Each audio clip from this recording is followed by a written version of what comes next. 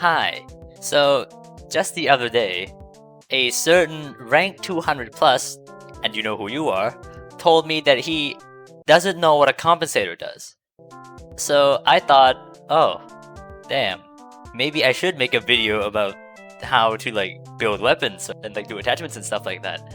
So that's what we're here for today, and let's just get started. I'll be using my AK-12 as an example, and we'll go through we'll go down the list from optics to ammo and see, what my thought process is when it comes to attachments and building weapons. So firstly, we have optics, and this is a very important and very simple one. Bottom line, use whatever you want. Use whatever optic you're comfortable with using. Every optic isn't built equal, but it's important to use what you're comfortable with and what you find best with, because this is all a very personal choice.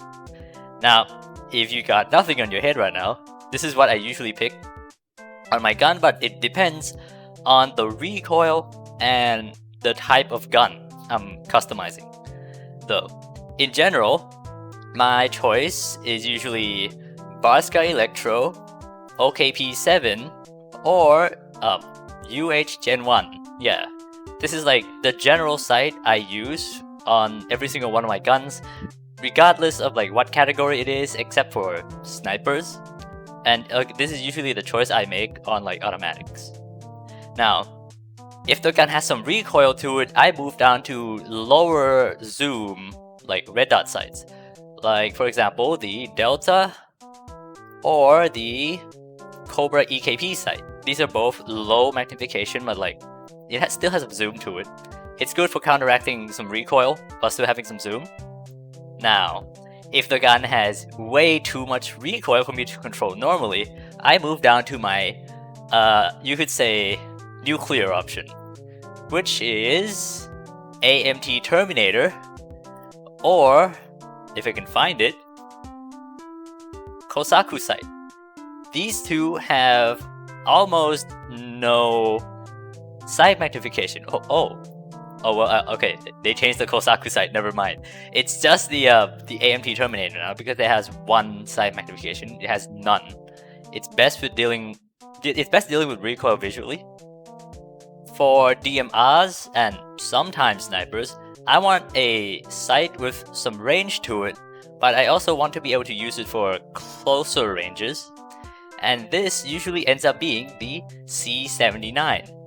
And I haven't heard anyone talk about this thing, but the C79 is insanely strong because this is going to take a little time. It gets backup sights for free, and this is basically the best thing you have on a DMR or anything. It's amazing. Now, on long range, or on snipers and anything I use at long range, I usually go for an ACOG, as you can see here, because I don't like black scopes.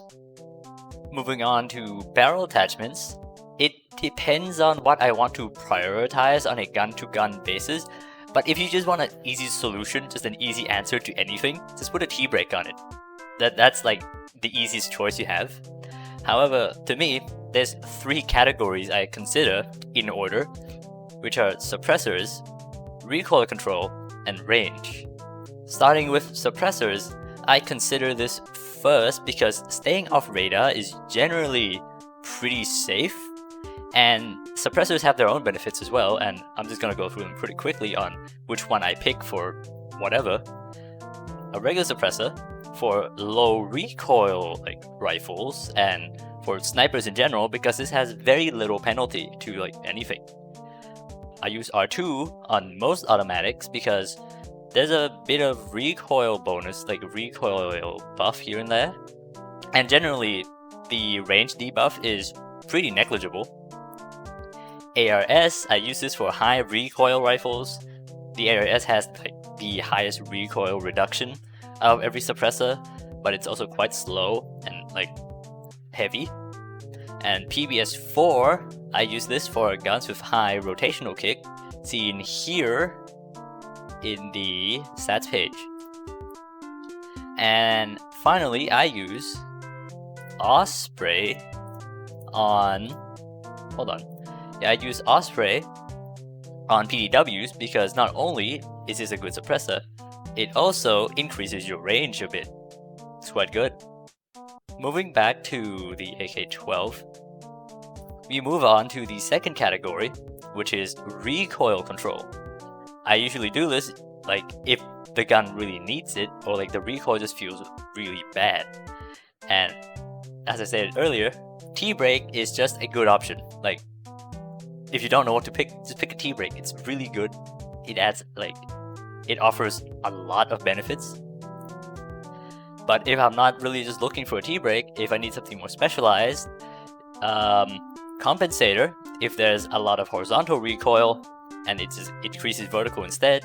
Muzzle brake, that's the opposite thing, reduces vertical, increases horizontal. No, these are the specialized options. Then we have X-ring, which is for rotational kick only, and it's also for DMRs because it increases recoil recovery. And finally, as a bit of a meme, I use a Lautner on LMGs because high suppression is funny. And finally, I do have nuclear options for barrel attachments as well, and these are the muffler and oil filter. These are the nuclear options that you would use if you really need low recoil, because it kills your fire rate, and in turn that also just reduces your recoil in general. Lastly, there's range. This is like the last thing I consider. Oh, this is not a good weapon to talk about range, but yeah. For assault rifles, carbines, and LMGs, you can pick like, I think it's called squad barrel now, and that's like good. That's just good for range. But like for PDWs and snipers and shotguns, like long barrel, I don't know what they're called, but like they're bad now in those categories. And you maybe pick long barrel for DMR, but like that reduces fire rate on DMRs. So when you think of range, it's not really viable anymore with like the new update. Next, we talk about under barrel attachments, and these ones are pretty straightforward. And like usual, it depends on the type of recoil on automatics, and it depends on the aim speed for snipers. Now, starting with autos, this is quite simple really. You don't have to read the stats page to know about this. You just kind of have to get a feel for it by using the weapon itself. Each grip specializes in different kinds of recoil. So folding grip, if you have high camera recoil and low rotational kick. On the opposite end, you have pistol grip, which is for high rotational kick and low camera recoil. Now, for guns that have like a healthy mix of both, or like a medium mix of both, I usually go with a stubby because this reduces camera recoil and it doesn't interfere with rotational kick or like model recoil. Sorry, probably should have cleared that up earlier. Now, if the gun has high recoil in both aspects, or like no matter what you pick, it's still going to feel bad, this is the more nuclear-ish option, which is Hera CQR. It reduces everything, but it also reduces your walk speed. So yeah, it's like the heavy option. And for hip fire builds, I just pick a chainsaw grip. It's really good now, and it's exclusively for hip fire, unfortunately. If you want something more toned down for hip fire, maybe vertical could work, but I personally don't use it. On DMRs and semi-auto snipers, I pick stubby grip because it increases recoil recovery, and that's pretty important for DMRs and semi-autos. However, if the semi-auto or DMR has very slow like aim in speed, you know, it takes a long time for you to fully go into like aim down sights, I just go with a laser instead, like, I don't know, blue laser usually. But on bolt action rifles, I just go with skeleton grip. You don't really have to think about recoil for bolt action, so you can just go for speed. Okay, moving on to the other section now, and this is usually a hard one to talk about because a lot of unique attachments go into the other section, and that depends on each individual weapon, really. In general though, this slot is for lasers. Each laser now does a different thing if you don't know. this one does require you to look at the stats page for a second. Whoops. I usually go with lasers that buff whatever's like lowest here, like either aim cam or weapon recovery. Like as you can see here, it's this AK-12. The camera recovery speed is lower than model, so I just go with blue laser. But maybe on a different weapon, say I think it's the M21, I would go with green because it has slow weapon recovery speed. It depends on like each one. But if both of them are equal, you go tri-laser because it benefits all of them. Now, okay, we also have stocks here, and this is usually I consider this for every weapon, but you have to look at the stats page to really get a feel for it. For me, usually, if the gun has Z displacement, which is seen here, lower than 10, and has high recoil recovery, like say on this AK-12, this is pretty good. You can take retract stock, it doesn't really affect the recoil that much, and this is something I consider, again, on a per weapon basis. If it looks good, if it feels good, I'll just take it. If it doesn't, I'll just go back to like lasers. Now, we also have other weapons that get access to, hold on, full stock, like the FAL Shorty, and I would usually consider using full stock on guns with very high recoil because, you know, you need as much recoil reduction as possible and full stock offers that. But on weapons that already have low recoil, I don't take it. So, you know, this one I take it because there's a massive amount of recoil. But say on the Honey Badger, I don't take it because, you know, it's just not that much recoil. Now, for ammo, I usually don't touch this section unless it's like a full-blown ammo conversion, like the 5.56 on this AK-12. Armor piercing, hollow point, tracerless, super AP, and like silent on 7.62 by 51 weapons.